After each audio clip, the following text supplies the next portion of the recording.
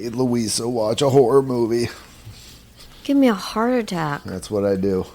Actually, it was more of a thriller. Well, that's my notebook. You did? No, you better find it. We're going to be talking about weapons today. Not weapons like, actual weapons, but Weapons the movie. Written by Zach Cregger. Everybody's talking about it right now, so usually we try to avoid movies that are in the new zeitgeist or that just came out that are getting all kinds of play, but once in a while. Yeah, once in a while. And this one, again, Louisa has a hard time with horror movies, and I don't know if I'd call this horror. It was more of a thriller. It's not a genre that I do. We're working on that, people. Bear with me. But you know what? Maybe I should do the recipe first, because otherwise I'm going to do what I always do. We're going to talk for an hour about the movie. Yeah, do the recipe first. That sounds great. All right. So, and again, I know I usually put it at the end, but you guys don't hang around to hear the recipe. It'd be good to change it up. So when I do these, it's a honey-based recipe. For more recipes, you can always visit me at heyhoney.biz. That's heyhoney.biz for access to all the different specialty flavored honeys and single pollen honeys I sell. And all of the recipes that I'm going to give you, or that I'll give you from now till the end of time, are going to be honey based or have honey as an ingredient. So if you want to use some different flavors or single pollen honeys for some of these recipes, again, just check us out at heyhoney.biz. This is feta-mi, I'm sure I'm saying this wrong, feta-mi susami. I had not heard of it before, but feta-mi susami with honey. So it's sesame seeds and honey around a block of feta cheese, but it's heated. Popular Greek appetizer of crispy, fried, or baked feta drizzled with honey. The most traditional and popular method involves coating a block of feta in flour, egg, and sesame seeds and frying it. So here's what you need. 1 block of feta cheese, firm, not crumbled. 1/4 cup all-purpose flour. 1 large egg, lightly beaten. 1/2 cup white sesame seeds, a mix of white and black. Also an option, do whatever you want. Olive oil for shallow frying, about 3 to 5 tablespoons. 3 tablespoons honey. I say that part's complete nonsense. You can use as much as you want. This option says Greek wildflower honey. Ignore that and just use Hey Honey. It's wildflower. It's just from Michigan. Optionally, you can use fresh thyme or oregano for a garnish. Not much on garnishes, but get ready. You got to prepare the feta. Pat the block of feta cheese with dry paper towel to remove the excess moisture, because moisture, oil, and heat don't mix. You'll get lots of popping and things flying out of the pan. Set up dredging stations. Place the flour in a shallow dish or plate. In a second shallow bowl, lightly beat the egg. In a third dish, place the sesame seeds. So you coat the feta, dredge the feta in the flour, making sure all sides are covered. Shake off any excess. Dip the floured feta into the beaten egg, coating it completely, and then roll the feta in the sesame seeds, gently pressing to ensure a thick, even crust. You getting the picture of how this is going to look? Mm-hmm. And then fry the feta. Heat about 3 tablespoons of olive oil. You can also use avocado oil in a small nonstick skillet over medium heat until it's shimmering. Carefully place the coated feta in the hot oil. Fry for 1 to 2 minutes or until golden brown and crispy crust forms around the block. Drain off, transfer the feta to a plate lined with paper towel and drain the excess oil. Drizzle the wildflower honey on top of the block and cut it up. Or you can also garnish it with herb or chili flake. Serve it immediately, though, because it's going to be hot and kind of gooey. Doesn't that sound good? It sounds delicious. Yeah, It sounds so good. Maybe I'll pick up some feta this afternoon. All right, but that's your recipe for the day. Today, again, getting back to it, we're going to discuss weapons. Written by Zach Cregger. You did the notebook on this, so you're going to jump in at different parts. I think the way I was able to convince you to see this was that Josh Brolin is in it. And what's my buddy's name, the blonde-haired gal? Julia Garner? Yes. I don't know what he's talking about. He wrote me in with Josh Brolin, but I don't either. $38 million budget. Successful commercial and critical reception. Worldwide box office gross as of today, $268 million. That blows my mind. Why? It was a thriller and it made that much? No, that the budget was $38 million and it made that much. I guess it is. That's better than the payoff for Rocky. That's amazing. I can't even I think fathom. Rocky cost like $2 million, the first one, and they made 60. Comparatively, they're close, but in terms of ratios, they're close. But 38 to 268 million, it's still going. That's amazing. It's pretty. And a lot of this movie was conceived. You're going to want to open some of the analysis, but Zach apparently had a drinking problem and was in AA with another friend of his that he was very close to, who was a writing partner, and this friend ended up committing suicide. And a lot of the themes that he built the framework for the story for were based around his friend and the sort of trials and tribulations that his friend went through as struggling with substance abuse. So we'll see if we get to that. It might be in the production details, but we'll start with the overview. So I don't know if you're like a film overview or a plot summary. What are you looking for? Well, I'm just pulling up. Whenever I hit the button on the mind map, it takes a minute to populate everything. Yeah, I have it. I just did that like a minute before. Okay, go ahead. So what would you? You can do. The overview, the genre overview. Okay. Do you have that under? Mhm. What do you got? There's a lot coming up. Notebook LM seems to be new every time we do this now. Oh, you mean as far as the layout? There's what newer, offers? yeah.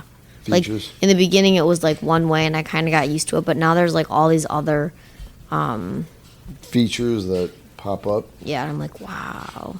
So it's a lot of information. But let's see. So the movie that we're discussing today is Weapons from this year. Actually, probably like a few weeks ago or a month or so ago. Categorized as a dark comedy, psychological thriller, supernatural horror, witch horror, or mystery. R rating, running time 128 minutes, blah, blah, blah, blah, blah. It was long. Core premise of the film invokes the mysterious disappearance of children. All but one child from the same classroom mysteriously vanished on the same night at exactly the same time. A classroom of 17 kids. And Julia Garner's character is the teacher in this classroom. So they think that she had something to do with it.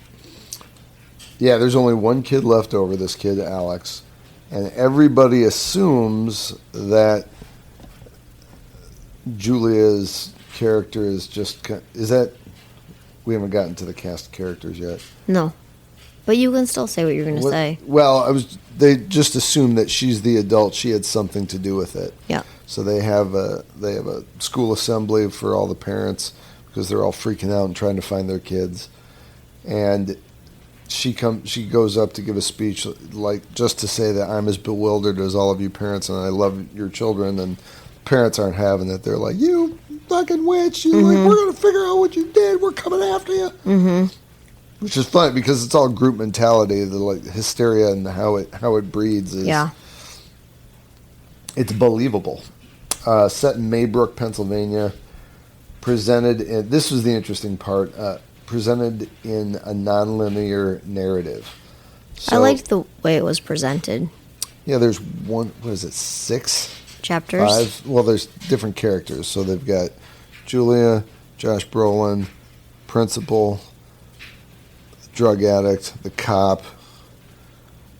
I think it's 5, right? And Gladys and Alex. No, I think. yeah, but they don't. It's not from Gladys's perspective. And Alex, the kid. You don't see it from Gladys's perspective. The way you're talking about it right now. Okay, yep. They're not really chapters. They're perspectives on this same in this town while this is happening. By the characters. So Gladys is Alex, the one kid who's left behind. This is going to be tough because I don't want to give away the very. As I'm talking about this, I'm going to have to back off. I really want to talk about it, but it's so new, it's not cool for me to do that.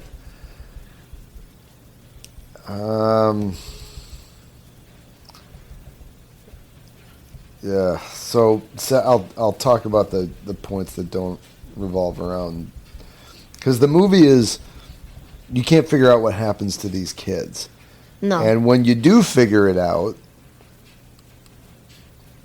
2 of the characters figure it out. Josh Brolin and Julia figure it out 2/3 of the way through. Yeah. Mm-hmm. So 17 children from Alex's class are mysteriously compelled to run away from their homes at precisely 2:17, the earliest Thursday. In the morning, so in the middle of the night.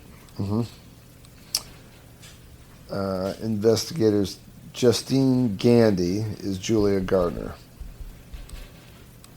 That's her character name, Justine Gandy. She's suspended and becomes the prime suspect, all but briefly. Archer Graff is Josh Brolin, father of one of the missing kids, launches his own investigation, and turns out that the cops in this town are kind of inept. You would think there wouldn't be anybody at their desks. They would be out doing stuff. And some of the scenes filmed in the cop shop are like the chief of police is at his desk just talking to people. I'm like, you've got 17 They're kids hanging out in a small town. Yeah, like the Paul. Mm-hmm. Like he struggles with alcoholism. Is the police chief son-in-law? Yeah, it was going to be. Oh, okay. And Cesar is going to be. And he goes in to talk to the police chief about dinner plans that his overbearing wife called in and said, make sure you mention this to my dad. And he goes in there with a cup of coffee and he's like, hey, it's so we're going to get together for dinner. You realize in this small town you get 17 kids who just disappeared yesterday. In the middle of the night, all from the same classroom, and nobody knows anything. Yeah. Archer Graff, Josh Brolin, father of one of the missing child, launches his own investigation after becoming frustrated with the cops. He eventually shares his findings with Justine, concluding the children were running towards Alex's house. I think that's where I don't want to tell you anything more. What do we got here? Resolution. We got locations. It was filmed in Atlanta, Georgia. Let's see. A local elementary school. It was filmed at a local elementary school set in Tucker, Georgia. I find that funny. It was filmed in Atlanta, and that's because they have such huge film tax credits right now. Oh, do they? Oh, they're the biggest. Well, I didn't know. Biggest in the country. Okay. But it's supposed to be set in Pennsylvania. The gas station scenes were filmed over 3 days at a BP gas station and convenience store in Covington, Georgia. Those are very scarring. Oh yeah, I had to cover your eyes for a few of them. There were a lot of children involved here. I'm reading. Oh, sorry, still talking on that point. No, My no, bad. go ahead. No, are you sure? Yeah. Okay. Yeah, there was some blood and Some. or what do you call it? Blood and not blood and guts, but like Just just bloody violence that I was like, nope. like And Jay knows. He was like, yep, don't watch this. yeah, there were scenes I had to like cover Luisa's eyes, but there are A few times very short lived, but still, thank you. it was an interesting movie in that there's a town in crisis, and I think the idea of a supernatural cause to the problem isn't really on anyone's radar. Mm-hmm. Yeah, they're not investigating it that way. Well, like, and who would? I mean, no, exactly. You're right. After I said, I was like, "That's yeah." I mean, how would you? Like, even Yeah. what's funny is like when they presented. Who's the principal? What was his name? I'm not 100%. But the principal sure. interacts with Gladys, Yes. and Gladys comes over to his house. When So the principal, go ahead. the principal, and what did you call it? Has a meeting with Gladys because And Gladys is the aunt of Alex, the And the kid prin- who's left behind in the classroom. yes, and the principal doesn't want to involve CPS, so he wants to see if he can talk to the parents to figure something out, and that's when Gladys comes in to his office. Yeah, Gladys, and it's funny how this was kind of how you knew that evil had entered the story, because she comes from behind in his office. He has, what do you call that, kind of ridged opaque glass where you can see the figure of someone on the other side, but Yeah, you they're don't see like what they look like. kind of hazy windows. And when Gladys rounds the corner into his office, I remember the first time I saw her, I remember being like, ugh. Because she looked like the Joker. Yeah, she looks like a combination of the Joker and the Mad Hatter when Johnny Depp was the Mad Hatter. Yeah, like just huge And glasses. like a little bit clownish. It's like real heavy makeup. Real heavy makeup. Very pasty wig. face skin. A red, a obnoxiously orangish red wig.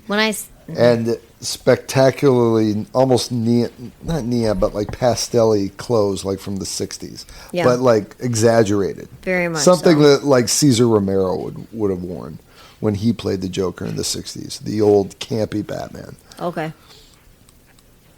So, and she sits and she explains to the principal that she's Alex's aunt and she's taking care of the parents because they're unwell. And just as she's talking, the way that her hands move and she presents, it's incredibly unsettling. Even the Principal. the principal's the receptionist is just giving her this look like, what in the hell is the matter with you? Mm-hmm. And she's like speechless. Excuse me. Like she when knows, she she's brings like, him I don't in. know what's up with this woman. There's something the matter with her. But here she is coming to talk to you.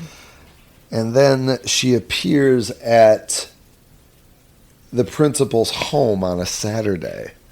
And even mentioning this scene, I wish anyone listening could see Louisa's face, because she's like, I remember when she showed up and she's like, something bad is about to happen. And she feigns friendliness to gain access to their house. And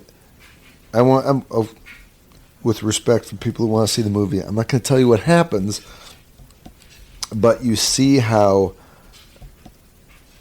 evil. I think that this is sort of whenever in real life you hear about people being abducted, Mm-hmm. you hear that the people who abduct, you've heard before how the people abducted or did the abducting or did the kidnapping, they presented one way, but they behaved, once they got what they wanted, in a completely different manner. Mm-hmm. That's how Gladys is portrayed. Mm-hmm. So she gains access to the principal's house, and then I'll just tell you, all hell breaks loose. And you kind of start to figure out that, there are supernatural forces at work here that are, no wonder the police can't do anything.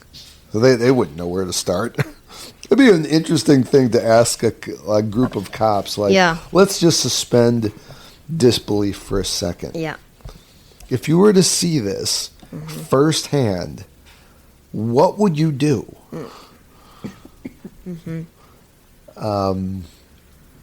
But it starts to become clear that Gladys, I don't think I'm giving anything away in saying that Gladys is the force that is kind of driving.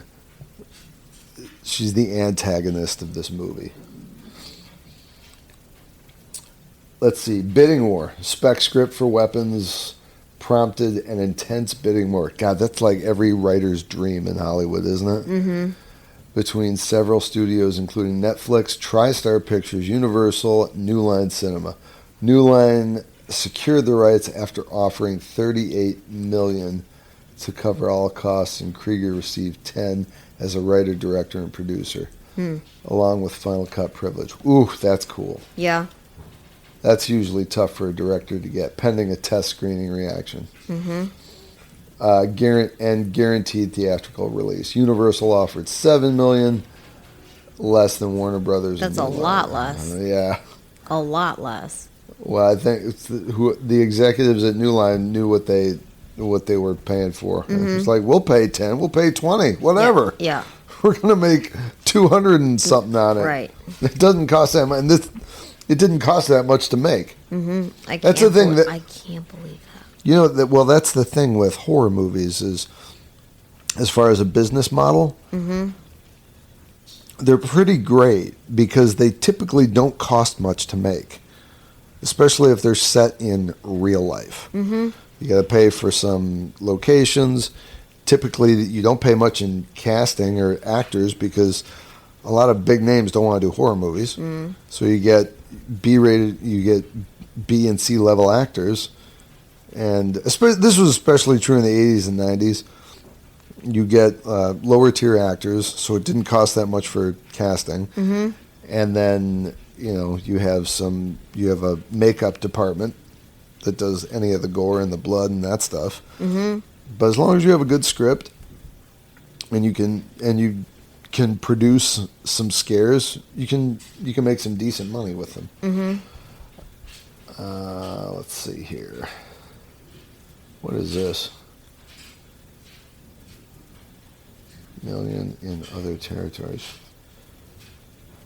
It debuted at $43.5 million. Film is expected to make a theatrical profit of at least $65 million. Wow. 93% positive rating on Rotten Tomatoes. Metacritic scored 81 out of 100, indicating universal acclaim. Audiences gave the film a grade of an A-. Let's see here. I'm trying to think of what other. I want to talk a bit about the plot, maybe about the characters, just because we can't give away the ending of it. But, all right, maybe some of the other characters. So, Gladys is the aunt she's got a backstory that you have to see the movie to see what her role is with Alex. Alex is the kid who is affected most by this because he's the one who's left behind. And with good reason. The teacher, Justine Gandy, who is played by Julia Garner, becomes suspended, primary suspect, leading to her lapse in alcoholism and to rekindle a destructive affair with an ex-boyfriend, a police officer, Paul, also an alcoholic. Justine becomes suspicious of Alex's house after observing the windows covered in newspaper and seeing his parents sitting motionless in the dark. That was a jump scare too, and they didn't do it. They were just sitting there and With their backs. Yeah. Yeah, and she's peeking in the windows, and her line of sight comes across them. And even the first time I watched it, I was watching on the phone. I'm like, ah! Father is Archer Graff, played by Josh Brolin. Father of the missing child, Matthew, who picks on Alex, which I didn't figure out till after watching it a second time, begins his own investigation due to police inaction.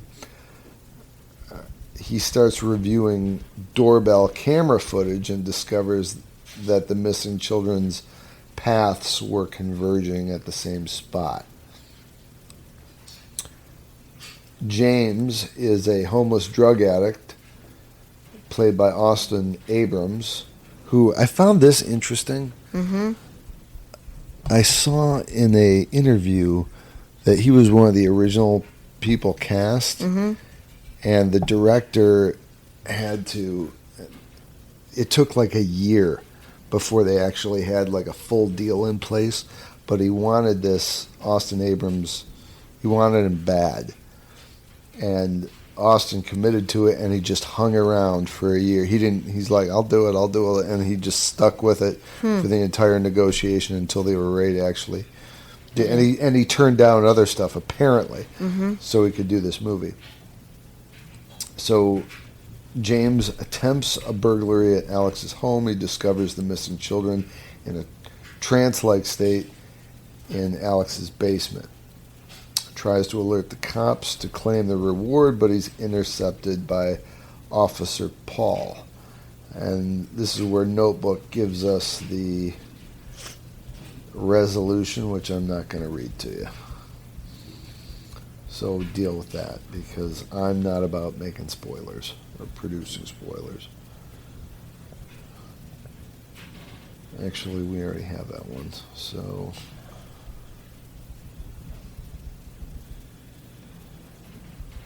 You want to read about the production? Or did you tell me about it? Oh, these other cast members.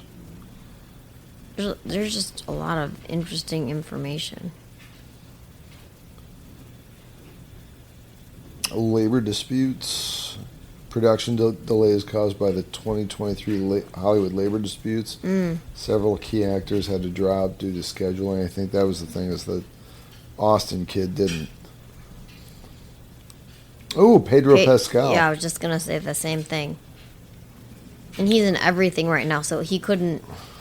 He wanted... It sounded like he was... What do you call it? Like, written down. I can't think of the words. He was... Cast, thank you, to do this film, but he couldn't because of scheduling conflicts with his Marvel movie.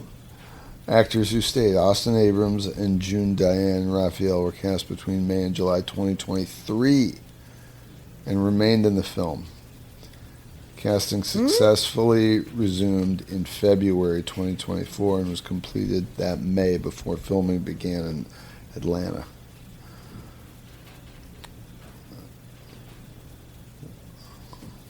Okay, here's what I wanted to tell you about. Cregger began work on the spec script for Weapons, describing it as a horror epic and a more personal story. Inspired by various works, including Paul Thomas Anderson's Magnolia in 1999, Denis Villeneuve's Prisoners. Did you ever see that? Nope. Where the kid, I don't think so. You wouldn't have liked that. Well... It was a good movie, but who played Wolverine? Hugh Jackman. And who's my buddy from Jake Gyllenhaal? Oh, no. Yeah. The two of them. I know this movie. I've heard of it. Yeah, and one of... It's a horror movie? It's a child abduction movie. Hugh Jackman's kid... Actually, two kids get abducted on Thanksgiving, and they think they find the person who does it, and Hugh Jackman takes the law into his own hands, grabs this guy, imprisons him, and starts torturing him to try and get the location of his kids. And what's his name? Jake Gyllenhaal is the cop trying to find him. And there is somebody who abducted them, but when you find out how it went down, this person that has been imprisoned by Hugh Jackman and tortured, you find out that he's real. I'll spoil. This one's older. He was really a child who was abducted years ago, and it is kind of, I don't want to say exactly retarded, but and I'm not using that word disparagingly, but not autistic, just there's something off about him. Mm-hmm. And they think they find the abductor with somebody else who happens to be like a child molester, but that he's also not the person. And when Gyllenhaal tracks down you find the backstory of what happened to these kids, and they're okay. Don't worry, but the actual story of of what happened to them is really just, it's kind of heartbreaking. But yeah, apparently Cregger used that movie as he pulled inspiration from that. Jennifer Eggers' novel, A Visit from the Goon Squad. Never saw it.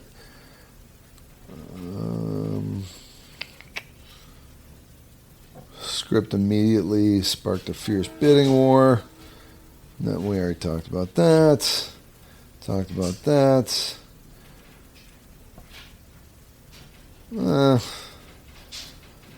I guess, yeah, this rehashes a lot of stuff. Are you quiet because you had a hard time watching it? No. I'm just tired.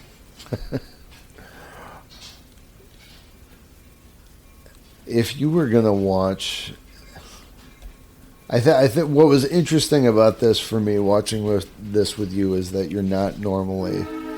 Oh no! Right now? Yep. All right, hang tight till it passes, everybody. Don't go anywhere.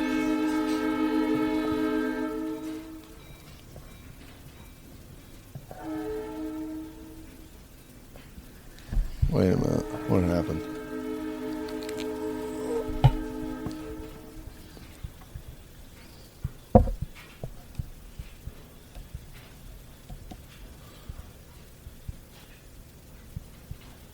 Didn't stop.